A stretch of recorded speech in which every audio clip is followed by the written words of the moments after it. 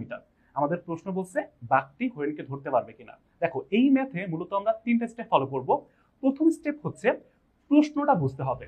এখানে ধরতে পারবে কিনা এটা বলতে আসলে বুঝাইছে আমি যদি সময়টা বের করি, ওই সময়টা যদি ধনাত্মক আসে তার মানে ধরতে পারবে।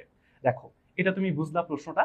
এরপরে তুমি ওই রিলেটেড কি কি সূত্র জানো এই সময় বের করার জন্য। তুমি দেখো ত্বরণের কি সূত্র জানো দূরত্বের ক্ষেত্রে, তারপর হচ্ছে বেগ, সমবেগে যখন চলে তখন তুমি কোন সূত্র জানো।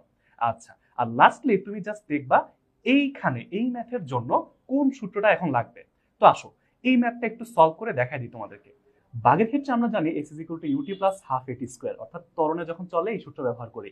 সেম সমবেগের ক্ষেত্রে আমরা x ইজ ইকুয়াল টু ভিটি এই সূত্র ব্যবহার করি। এরপরে একটা দেখো আমরা ইকুয়েশন বানাইছি যেটার শেষে আমরা একটা সময়ের মান পাবো। সময়ের মান প্লাস আসলে ধরতে পারবে আর মাইনাস আসলে পারবে না। এখন তোমরাই আমাকে কমেন্ট সেকশনে জানাও বাঘ কি হরিণটিকে ধরতে পারলো কিনা।